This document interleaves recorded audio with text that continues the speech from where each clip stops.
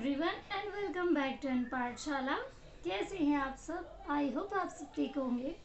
तो जैसा कि आप सभी जानते हैं कि मैं एक सीरीज़ चालू करने वाली थी बीएड के लेक्चर्स पर, और मैंने साइकोलॉजी एक सब्जेक्ट चूज़ किया है अभी हाल फिलहाल। तो उस सब्जेक्ट को पढ़ाने से पहले मैं कुछ बातें आपसे डिस्कस करना चाहूँगी। सबसे पहली बात है कि बीएड कोई टाइम पास करने की चीज़ नहीं है। इजी है वो मैं मानती हूँ, और इजी होना भी था, क्योंकि easy will be beneficial to everybody. तो इजी का ये मतलब नहीं है कि आप यहाँ टाइम पास कर सकते हैं।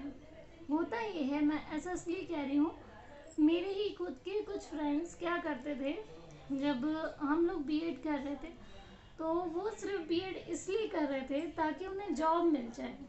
अगर आपका ये पर्पस है एज अ टीचर, आप यदि ये सोचते हैं तो आप गलत जा रहे हैं, आप बिल्कुल रॉन्ग डायरेक्शन जा रहे हैं।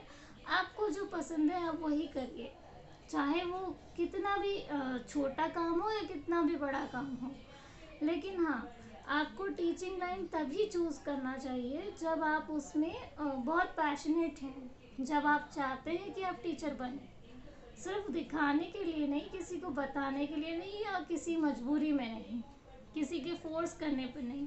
जब तक आपको नहीं लगता कि आप टीचिंग करना चाहते हैं, तब तक टीचिंग आप हाथ भी मत लगाइए। और दूसरी चीज़, साइकोलॉजी बहुत ही डिस्ट्रैक्टिंग सब्जेक्ट होता है। अच्छा होता है पर डिस्ट्रैक्टिंग भी होता है। तो इस सब्जेक्ट में आपको बहुत कंटेंट पढ़ने की ज़रूरत नहीं है। जैसे आप दो तरीके से समझ सकते हैं उसको।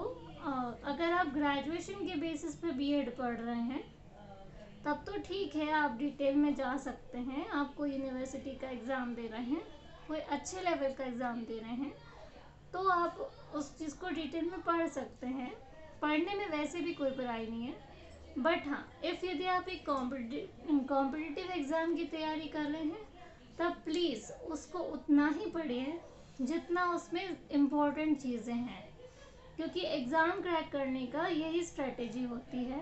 फर्स्ट हमें एग्ज़ाम क्रैक करना ही है ऑब्वियसली, पर उसका जो बेस है उसे इग्नोर नहीं करना है। यानी कि जो कंटेंट में है बस उसी को करिए, यानी कि वो बेस पहले स्ट्रॉन्ग कर लीजिए कंटेंट का ही, और उसके बाद आप एग्ज़ाम की तरफ आगे बढ़िए। ऐसा नहीं है कि आप टेस्ट पेपर लगाने से एक दिन में पास हो जाएंगे, ऐसा बिल्कुल नहीं होने वाला है। और इस चीज़ में जो लोग न्यू हैं, जिन्होंने अभी अभी जर्नी चालू की है बीएड की, उन्हें भी बहुत सारी चीज़ें नहीं पता होंगी। तो वो चीज़ें आप थोड़े थोड़े दिन में जानते रहिए। जब भी आपको फ्री टाइम मिले, आप उसके बारे में पढ़िए कि उस फील्ड का क्या एक्सप्लोरेशन है, उस फील्ड का आपका आगे क्या क्या यूज़ है, उस चीज़ का कहाँ कहाँ आपको इसका बेनिफिट है।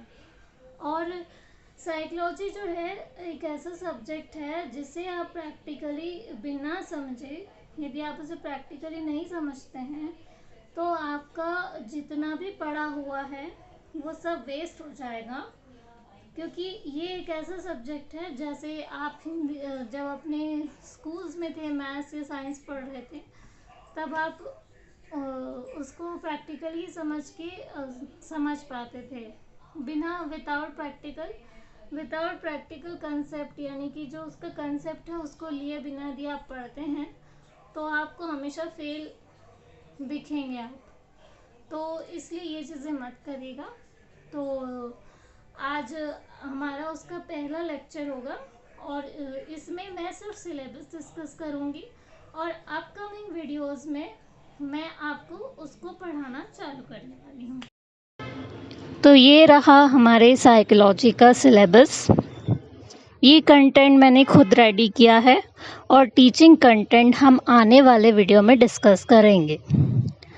तो first is introduction to psychology, 7 schools of psychology, branches of psychology, psychologist and its theories. तो आई होप आपको मेरा वीडियो अच्छा लगा होगा, और इस बारे में आपके दिमाग में जो भी क्वेश्चंस हैं आप मुझे कमेंट करके पूछ सकते हैं। तो thanks for watching, bye. for watching. Bye.